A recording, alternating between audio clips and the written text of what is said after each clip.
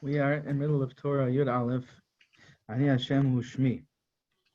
And we are continuing the explanation of the story of Rabbi Bitton. And we're explaining about the carpenter's axe. What is the carpenter's axe? We spoke about the bird, we spoke about the water. And the water represents people. This is important.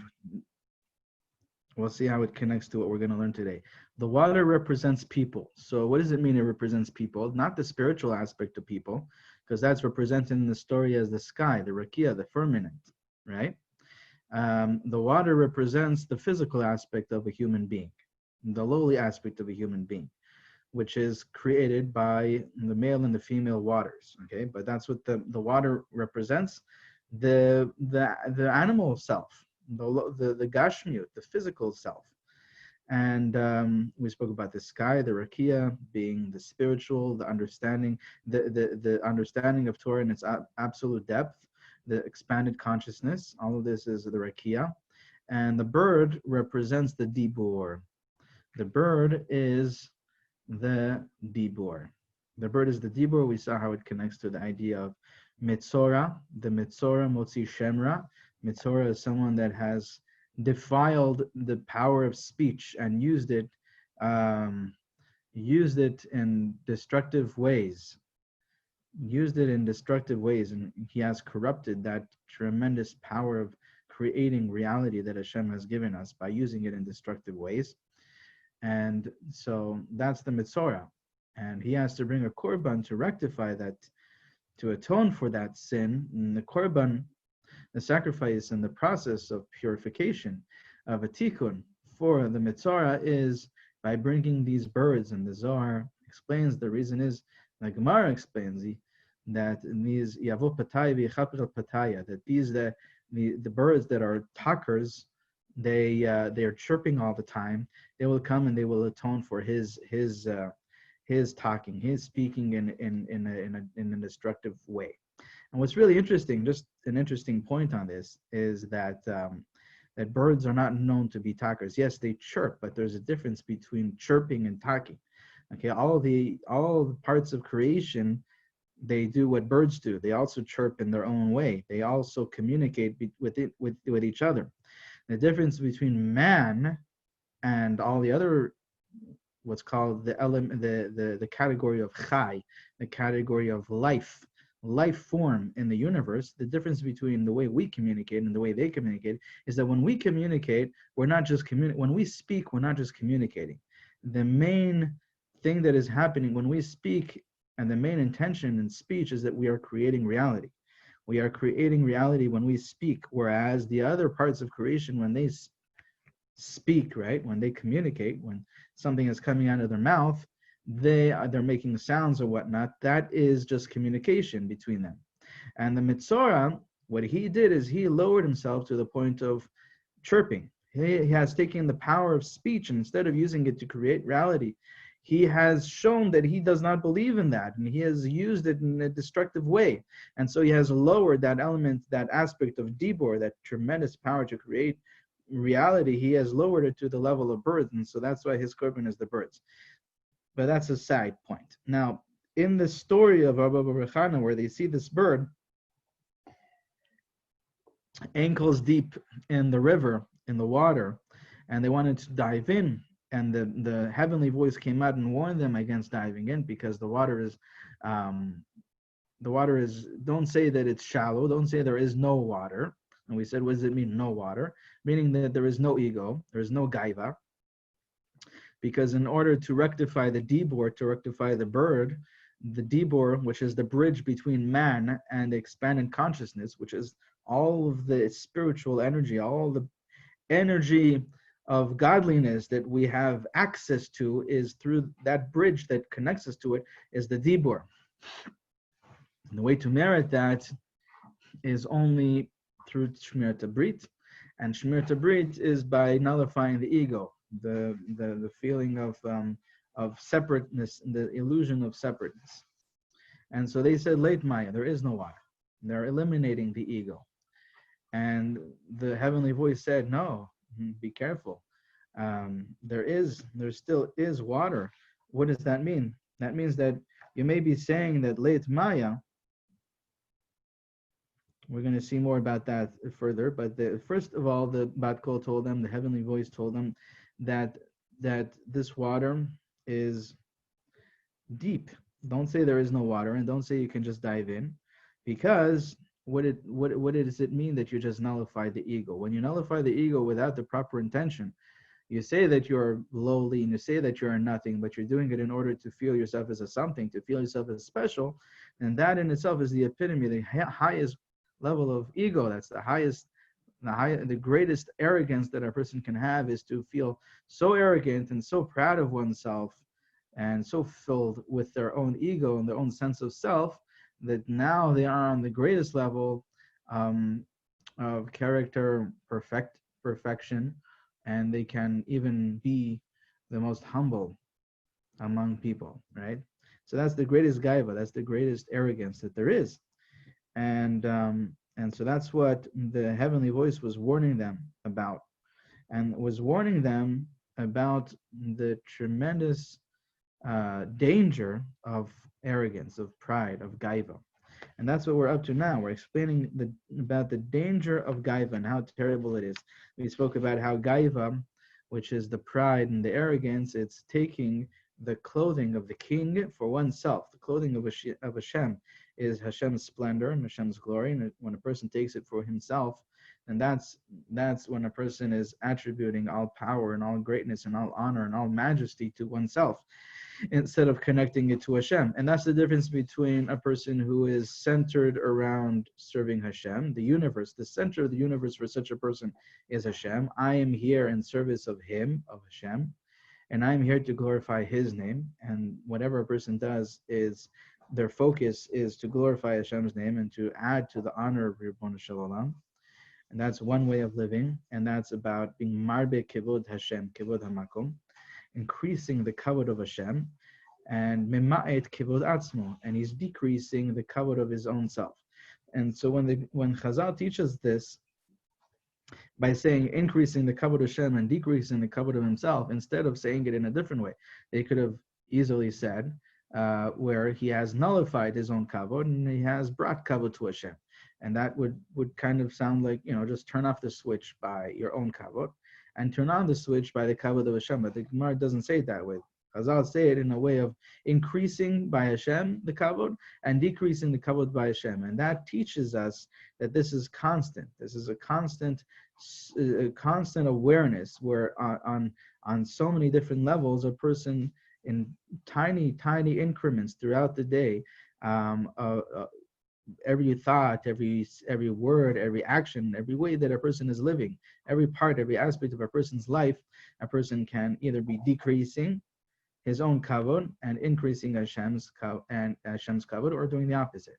And so it's constant, and it's all in increments, tiny increments. It's constant awareness. It's not just either you have it or you don't. It's this is how Avodat Hashem is. Avodat Hashem on every level, there is the aspect of decreasing your own kavod and increasing the kavod of Hashem.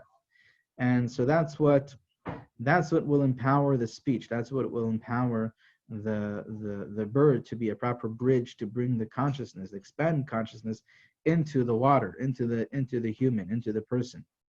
And so the story that the heavenly voice was warning them about these waters, you have to pay attention.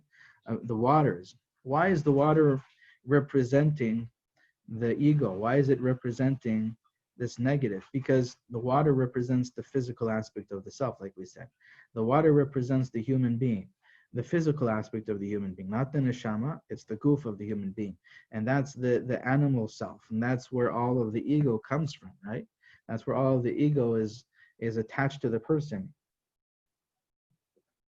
And so when the water is deep, and when there is terrible currents, very powerful currents, it means that there's a lot of ego going on. We're going to see exactly how in detail, in greater detail. And that's what today's shir is going to be about. So the continuation is this axe, the carpenter's axe. The carpenter's axe fell into these waters 7 years ago, and it still hasn't settled to the bottom. So who's the carpenter, and what's the carpenter's axe? So the carpenter's axe, obviously, is the tool of the carpenter. It's one of the tools of the carpenter. The carpenter, Rabbi Nachman explains, is referring to Hashem. We're going to see how. And so Hashem's tool, Hashem's axe, will be Hashem's levush, Hashem's clothing, the way Hashem is revealed to us. And that's what we spoke about, the splendor of Hashem, the glory of Hashem. Hashem malach geut lavish. Hashem is the king, and he has enclothed himself in majesty and splendor. And so that's what this axe represents. But who's the carpenter? We said it's Hashem. How do we see that? It says Rabbi Nachman, Bal Nagara, Ze HaKadosh Baruch Hu, K'mo shekatuv HaMekareh b'mayim al yotav, U'chemamar Elokim Nagar Hu. So there's a story in the Gemara. That the emperor's daughter once told Rabbi Yoshua that the Jews, God, the God of the Jews, he is a carpenter. He must be a carpenter because it says in this pasuk that we just quoted, it says in the pasuk, HaMekareh b'mayim al yotav, the pasuk in Tehillim, that Hashem lays the beams of the attic, of the higher chambers. Okay.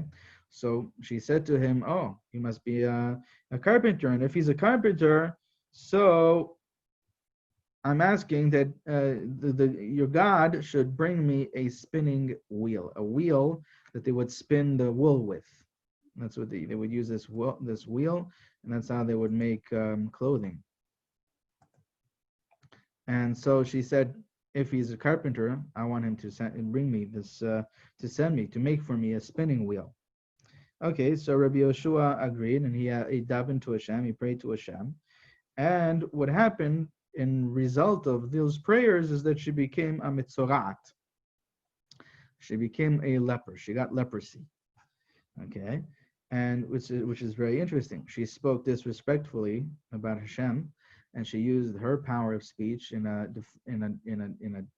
destructive way. Right? She defiled the tremendous light, the tremendous power, the ability to connect between the physical and the spiritual in a productive way, and she used it, and she spoke about Hashem in such a way that was disrespectful. So she corrupted and defiled her power of speech, and so she became a mitzorat. She became a leper.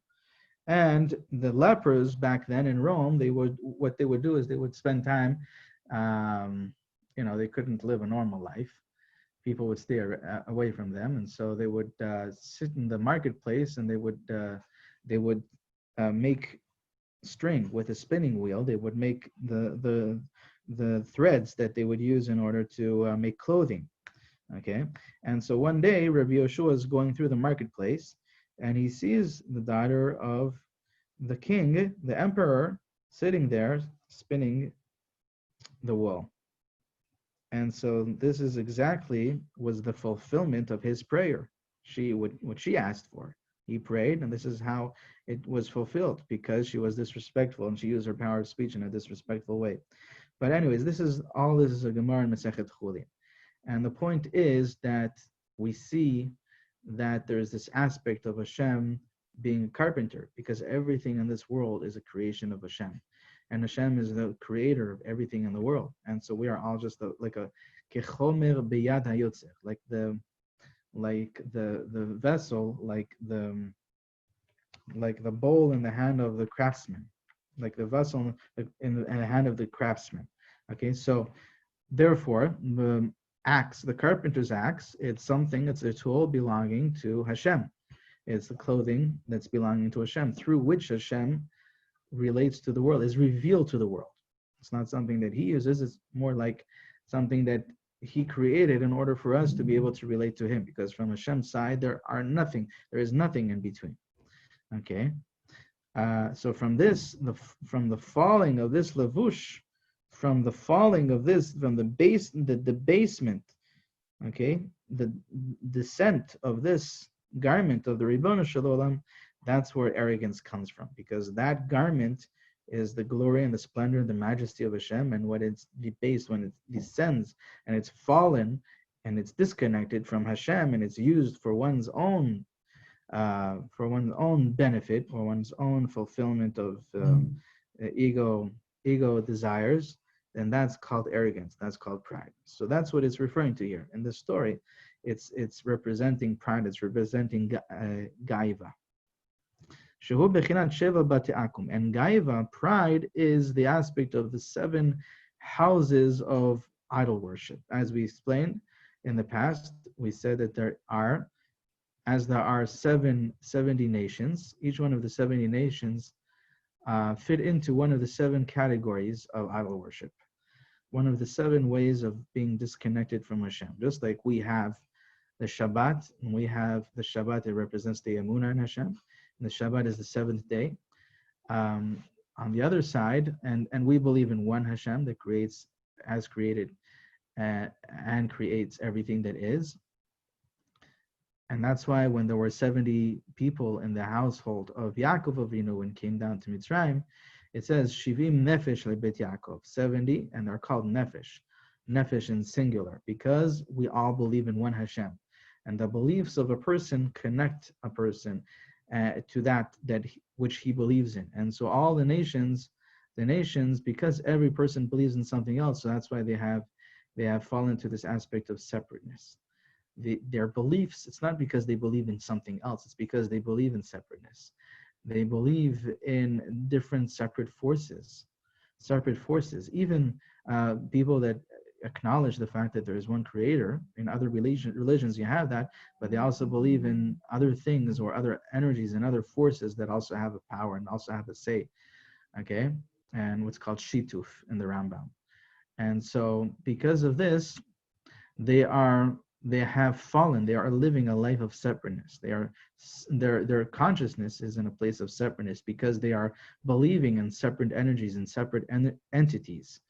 Whereas by us, where we believe in the one Hashem that has created and creates everything, and He is the only entity, He is the only existence, we recognize that even our existence is only an illusion, and all there is the Ribbon Shalom Einon Milvado.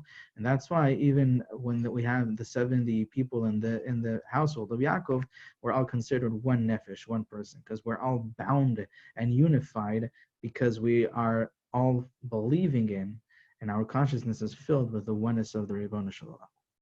And on the other hand, by the other nations, they are in the place of separateness, and that's why they are separated into 70 nations. The 70 nations themselves are made up of 7 different idol worship, 7 categories of idol worship. It's categories of idol worship, not 7 idol worships. It's 7 categories of idol worship, 7 churches of idol worship, 7 Batei Avodah Zarah, and each one of them is made up of 10. And just like they have 10 spheres in every world, okay? And so each one of these churches is made up of 10 different categories, subcategories.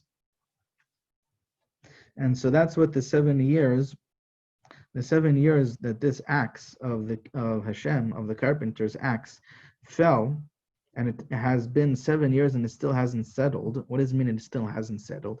Meaning that we are in Galut, we are in exile, and we still haven't settled back in our land because of the 7 years, because of the 7 churches of the idol worship.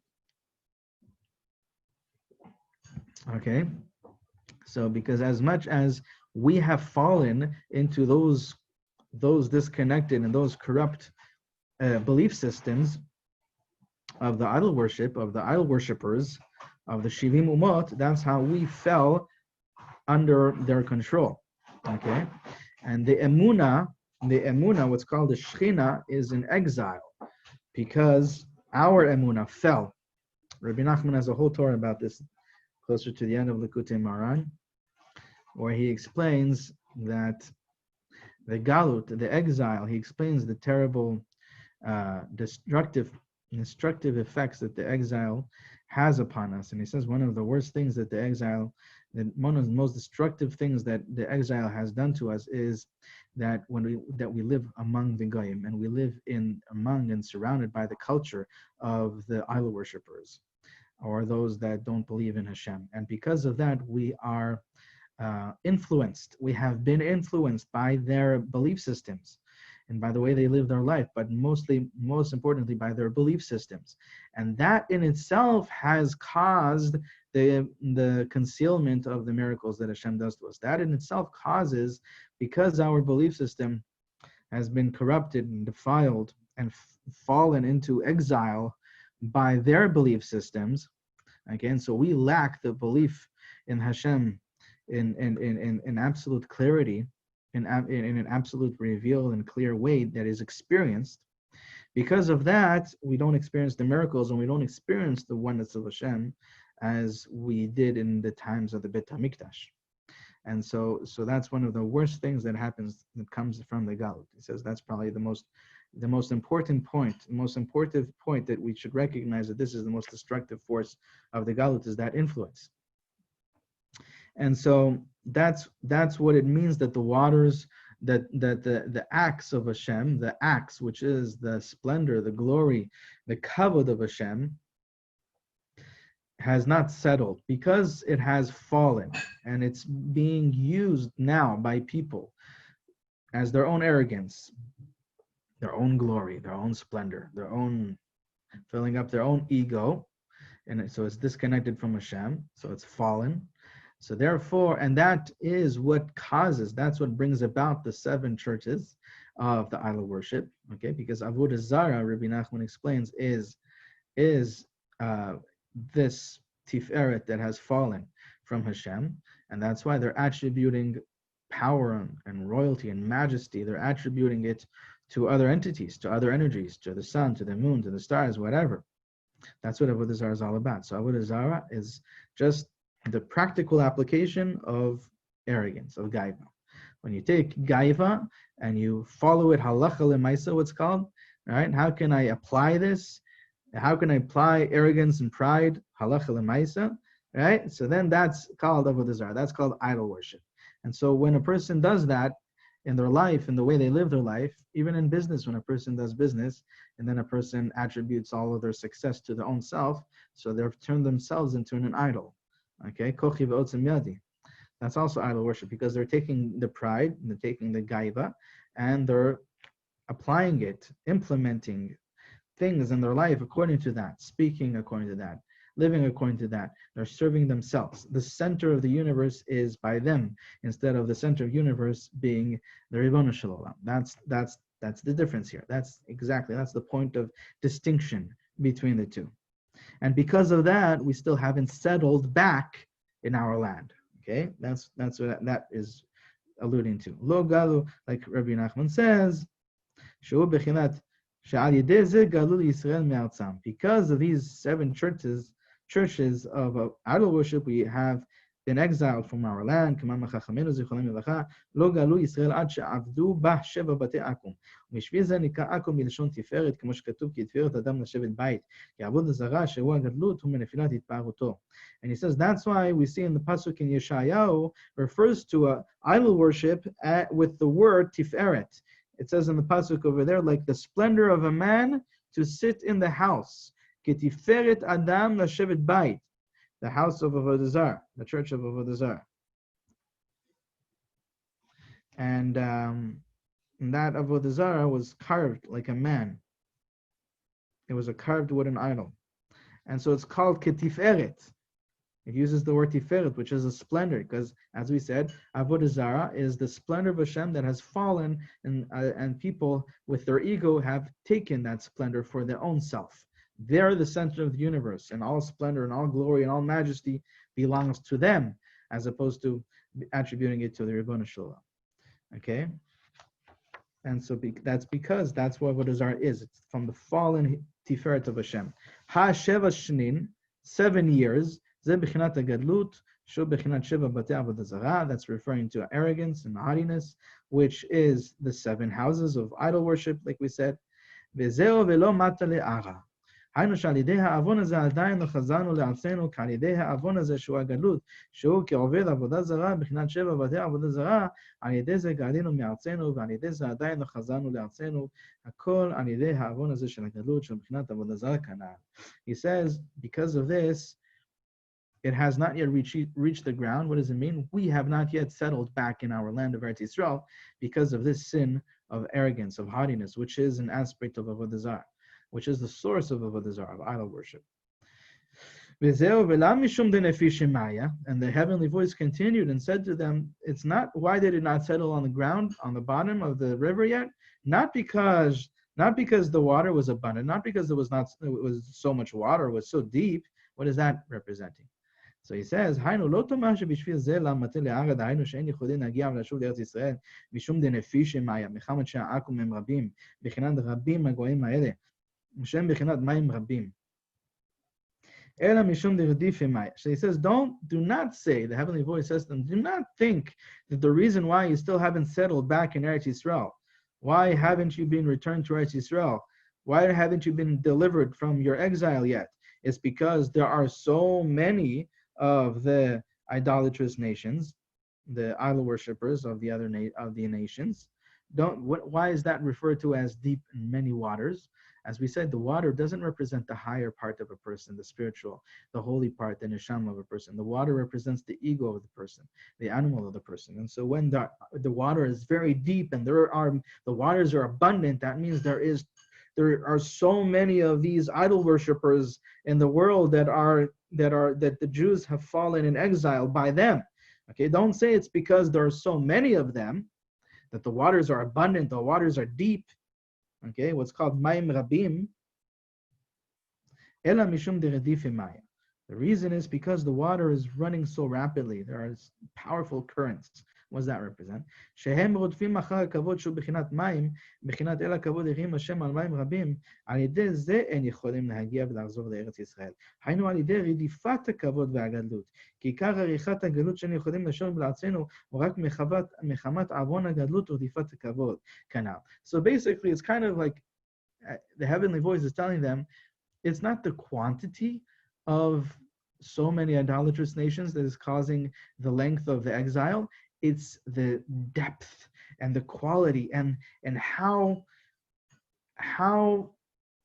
significant, the significance that they give to fulfilling the arrogance of the ego, fulfilling the desires of the ego, and attributing splendor and majesty to themselves. So it's not so much the problem that there are so many of the idolatrous nations. Yes, that may be a problem, but that's not the reason why it's not back in Eretz Yisrael. It's because the currents are powerful, meaning they're constantly filling up their ego and their arrogance and their pride in such great ways, and they're so centered, they're so connected to it, and so they're serving it with so much fervor. They're serving their own ego with so much fervor, with so much passion, right? That's the powerful currents of the water, and that's the reason, says the heavenly voice. That's the reason why you're still in exile.